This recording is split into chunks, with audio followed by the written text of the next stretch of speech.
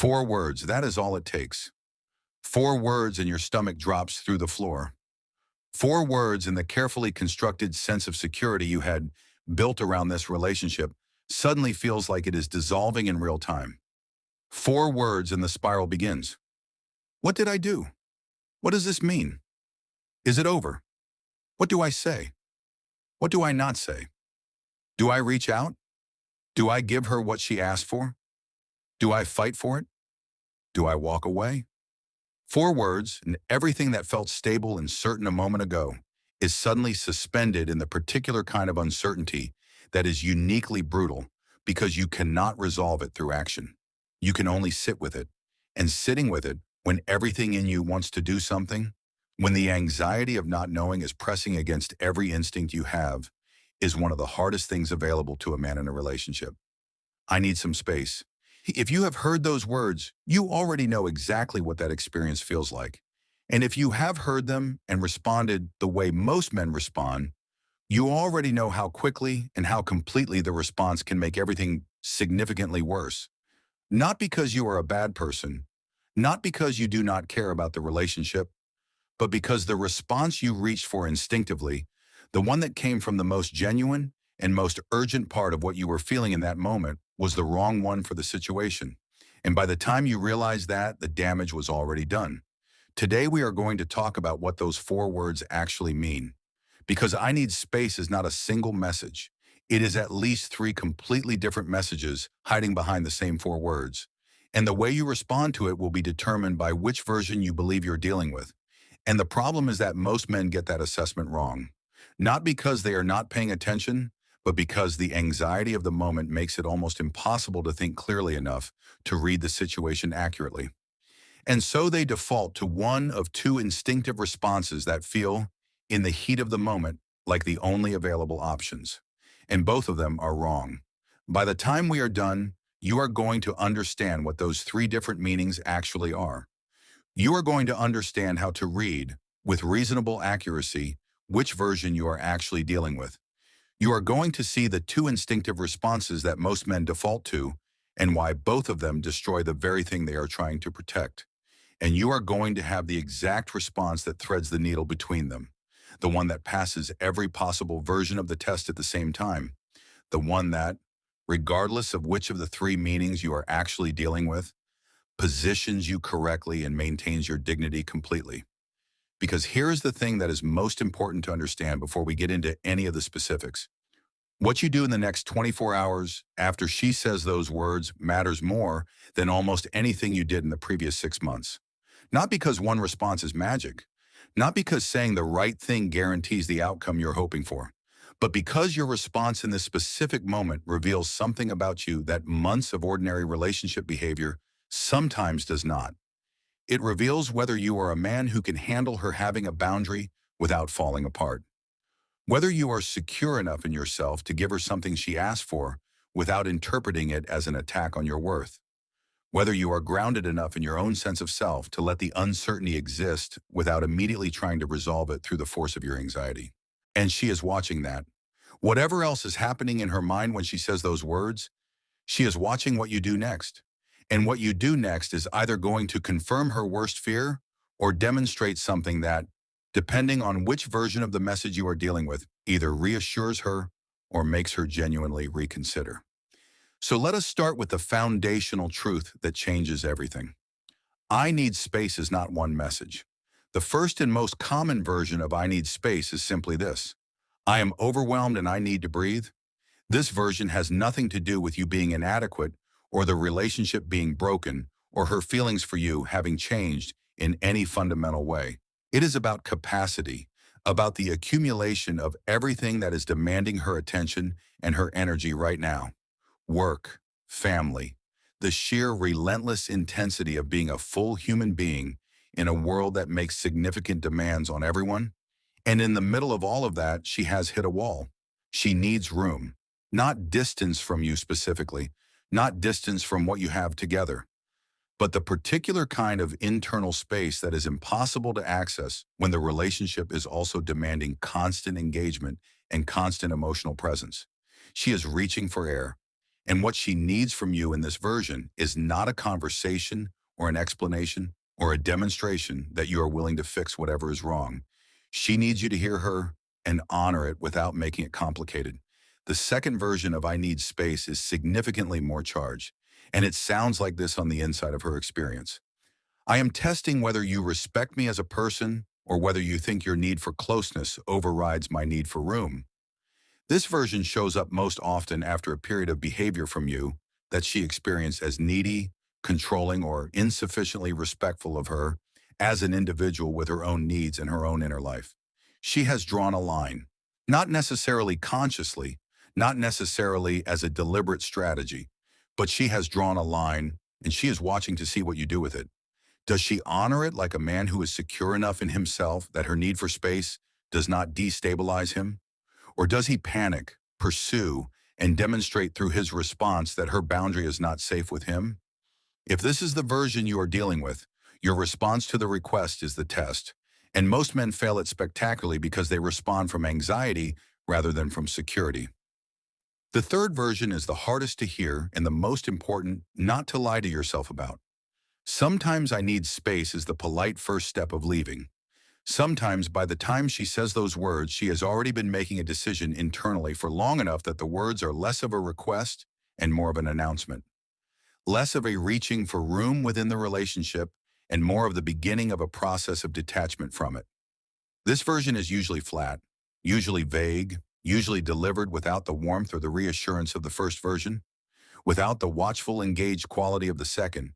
It sounds final because in some important internal sense it is already final. And the trap that ruins men in this version is the desperate, anxiety-driven response that attempts to argue or chase or charm their way back to a different outcome. Because when she is in the third version, that response does not change her mind. It confirms it. Here is the crucial reality that you need to accept before you can respond correctly.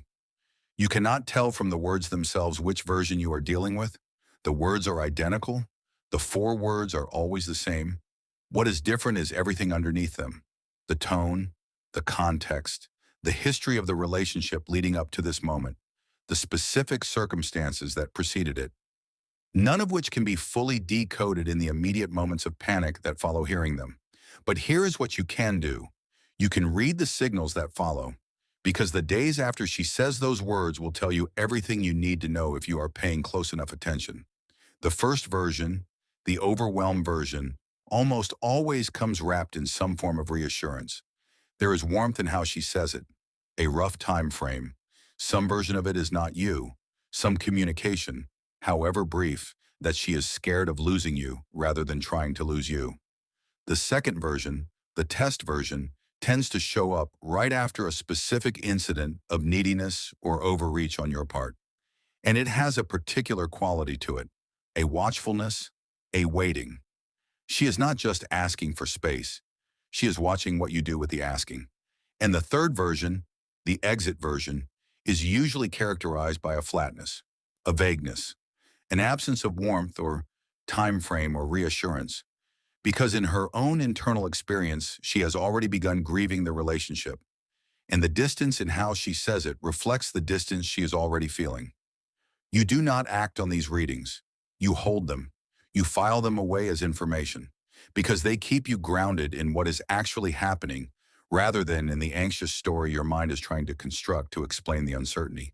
They keep you oriented toward reality rather than toward either the desperate hope of the man who needs this to be the first version or the defensive withdrawal of the man who has already decided it must be the third. Now let us talk about the two ways men destroy this moment. Because understanding what not to do is just as important as understanding what to do. And one of these two responses is almost certainly the one you are currently leaning toward, which means one of them is almost certainly the one you are going to have to actively resist in order to respond correctly. The first response is the panic chaser. He hears those four words and everything in him immediately mobilizes toward the goal of unhearing them, of reversing the situation through the sheer force of his engagement with it. He floods the zone. What did I do? Can we just talk about this? Tell me what you need and I will change it. I am sorry. Whatever I did, I am sorry. Just tell me what is wrong. Message after message after message. each one escalating the intensity of his response to her request. And the profound irony of this response is that it is, in its own way, an extraordinarily genuine expression of how much he cares. The urgency of his reaching out, the desperation in every message, the willingness to apologize for anything and everything, if it will just resolve the uncertainty, all of this comes from a completely real place of genuine love and genuine fear. And none of that matters at all, because what she experiences on the receiving end of it is not his love. What she experiences is that her boundary is not safe with him, that the moment she drew a line, the line was immediately treated not as something to be respected, but as something to be negotiated away. And if she asked for space as a test of whether she could trust him to honor her limits, he has just provided her with the clearest possible evidence that she cannot. If she asked for space because she was overwhelmed, he has just taken an already taxed situation and added to it the additional weight of having to manage his anxiety on top of everything else she was already managing. And if she was in the third version, the exit version, he has confirmed every instinct she was acting on, because the behavior she may have been trying to create distance from has just presented itself in its most intensified form. The second response is the wounded ghost.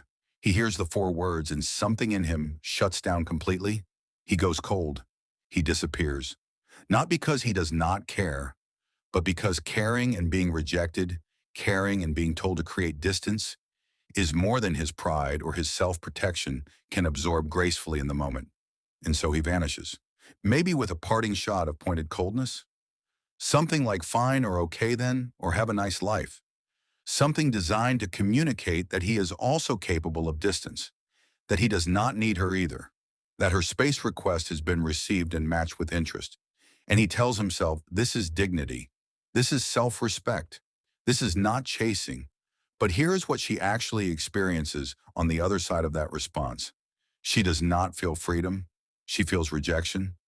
The sudden, complete withdrawal reads not as the dignified respect of a secure man, but as evidence that he did not care enough to even attempt to navigate this. That behind all the investment and all the closeness, there was not actually that much commitment to the relationship. And if she was in the second version, the test version, he has failed in the opposite direction from the panic chaser. He has confused giving space with abandoning the relationship entirely. And now the test that was checking for security has received a response that reads as indifference. So here's the response that threads the needle between both of those failures. The response that is built to pass all three versions of the test simultaneously. And it has three specific components that work together to accomplish that. The first component is acknowledging it cleanly, once. Not with a 9-paragraph essay defending your position in the relationship. Not with an explanation of how you feel about the request, or a series of questions designed to extract more information from her. Just a single clean acknowledgement. Something like, I hear you and I respect it. Take the time you need. I am not going anywhere in a panic. That is it. Short, calm, no interrogation, no plea, no negotiation. In a single message, you have demonstrated that her boundary is safe with you, that you heard what she said and are treating it as a legitimate request rather than as a problem to be solved or a threat to be neutralized. If this was the test, you just passed the most important part of it. If this was overwhelm, you just removed the additional burden of having to manage your reaction on top of everything else she was already dealing with. The second component is actually giving the space. And this requires a level of self-honesty that most men in this situation are genuinely reluctant to engage with. Because real space is not the thing that most men give when they say they are giving space. Real space is not going quiet on text while watching every single one of her stories. Real space is not giving her room while monitoring every platform she exists on for evidence of what she is doing and how she is doing it, and whether any of it suggests something about where things stand. That is not space. That is surveillance with extra steps, and she can feel it. The energetic quality of being watched, of being monitored, of someone giving you freedom with one hand while tracking your every move with the other, is something most people can sense even in the absence of specific evidence. And sensing it will undo everything that the clean acknowledgement accomplished. Real space means you actually step back. You redirect your attention to your own life, the work you have been neglecting, the friendships you have been putting less energy into, The personal goals and projects and pursuits that were yours before the relationship became everything. You go live, not as a performance of moving on, not as a strategic demonstration of your own value and your own fullness, but because your life genuinely deserves your attention. And because the man who is genuinely engaged with his own life during a period of relational uncertainty is not only healthier and more grounded, but also genuinely and naturally the man she is more likely to want to return to. Not because unavailability is attractive as a tactic, but because genuine fullness and genuine engagement with your own life is attractive as a reality. The third component is holding a frame around the space. Because space with no edges is not space. It is limbo. And limbo, the open-ended, undefined, time frame-free fog of not knowing where things stand or when or whether they will resolve, is one of the most corrosive experiences available to a man who cares about a relationship. It will eat you alive if you let it. And the way you prevent it from eating you alive is not by demanding clarity she is not ready to give. It is by calmly and clearly establishing your own frame around what you are willing to inhabit. Something like, take your time. I genuinely mean that. But I want to be honest with you. I am not in a position to wait indefinitely without some sense of where we stand. That is not an ultimatum. It is not pressure or manipulation or the panic chaser in a more subtle form. It is honesty. It is a man who respects her enough to be real with her and who respects himself enough to acknowledge that he has needs and limits too. And that combination, the genuine respect for her alongside the genuine respect for himself, is what creates the specific quality of security and groundedness that is genuinely attractive in this situation. Now let us talk about the specific situation that breaks most men completely. The situation where she does not give you a time frame, where you ask directly or gently for some sense of how long she needs, or when you might have a conversation about where things stand, and what you get back is nothing useful. I do not know. I just need space, no timeline, no indication, just fog. This is the moment where the anxiety is most acute, because the fog removes the one thing the mind desperately wants in a situation like this: certainty. Even the certainty of a bad outcome feels more manageable than the open-ended uncertainty of not knowing.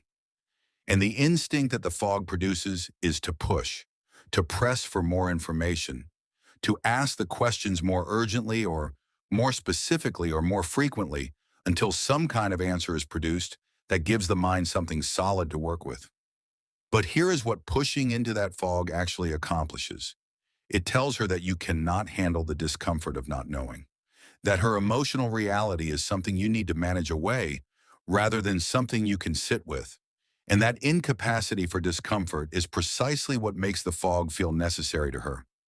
Because a man who cannot tolerate uncertainty without pressing for resolution is a man whose anxiety becomes another thing she has to manage, another emotional weight she has to carry, and she is already overwhelmed, which is exactly why she asked for space in the first place.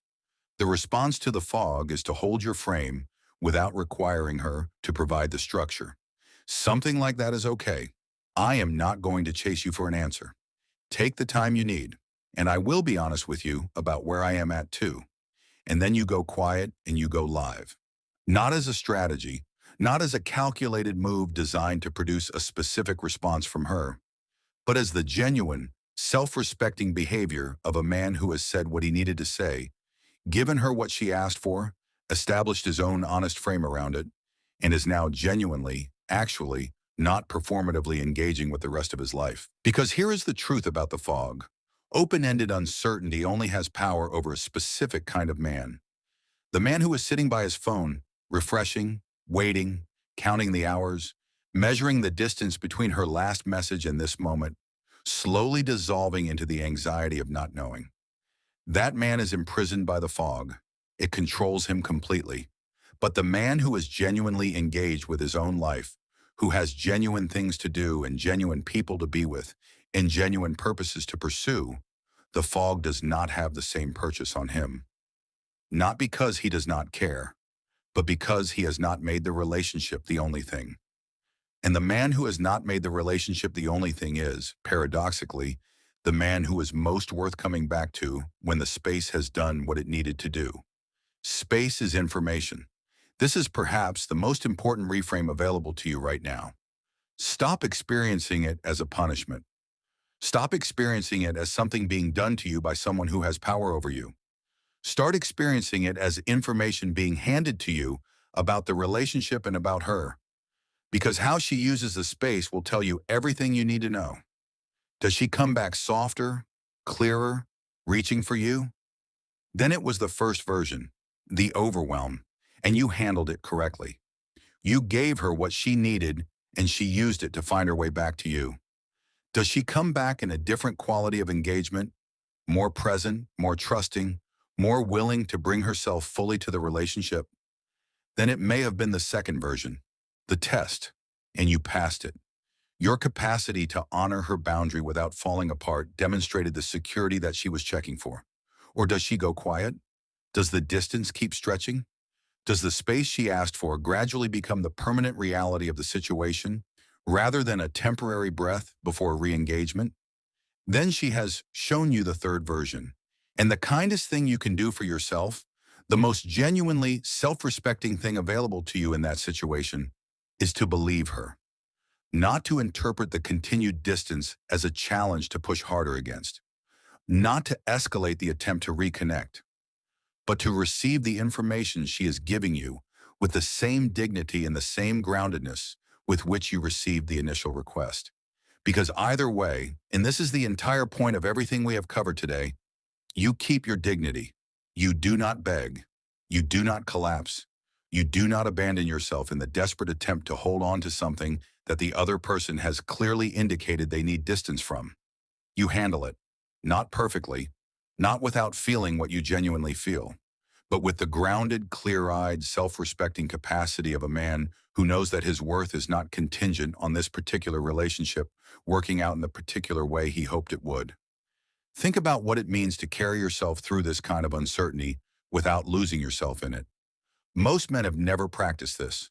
Most men have never had to sit with genuine relational uncertainty without immediately acting on the anxiety it produces, without reaching for the phone, without sending the message, without doing the thing that promises to resolve the discomfort, even though it consistently makes everything worse.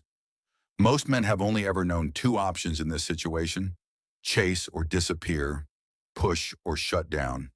And both of those options are driven by the same underlying thing: the inability to be with the uncertainty, to sit inside the not knowing without being consumed by it. But the capacity to be with uncertainty is one of the most fundamentally attractive qualities available to a man in a relationship. Not because uncertainty is comfortable, it is not. Not because sitting with it feels strong, it often feels like the opposite.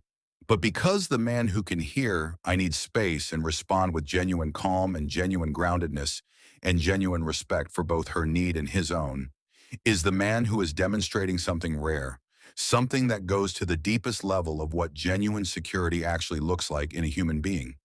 He is demonstrating that his sense of himself, his sense of his own worth, his sense of whether today is going to be a good day or a difficult one, is not entirely contingent on her behavior toward him, that he carries his own weight, that the relationship is something he is genuinely in and genuinely invested in, but that it is not the only thing, not the entirety of his identity, not the structure on which everything else in his life is balanced.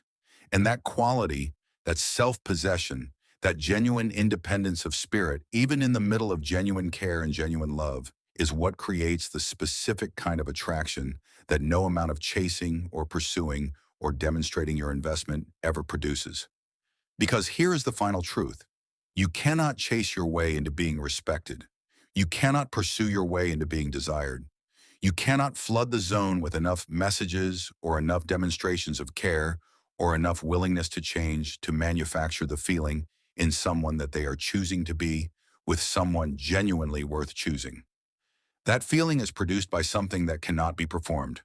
It is produced by the genuine, lived reality of a man who knows who he is, who lives accordingly, and who meets even the most difficult relational moments from a place of genuine groundedness rather than from a place of fear. The man who hears "I need space" and responds the way this conversation has described is not a man who is indifferent. He is deeply invested. He genuinely cares about the relationship and about her. But he has learned, or is in the process of learning, how to hold that care without being consumed by it, how to love without losing himself in the loving, how to be genuinely present in a relationship while remaining genuinely present to himself. And that combination, genuine love alongside genuine self-possession, is one of the most compelling things available to a human being in a relationship. There is also something worth saying about what this moment asks of you in terms of the larger picture of who you are becoming. Because the specific challenge of hearing "I need space" and responding with genuine dignity is not just a relationship challenge. It is a character challenge. It is a moment that is asking you to demonstrate, under pressure, the specific qualities that the best version of yourself possesses: patience, groundedness, the ability to prioritize long-term wisdom over short-term relief, the capacity to honor someone else's genuine need even when honoring it is genuinely uncomfortable, the willingness to be honest about your own limits while remaining respectful of hers. These are not small things.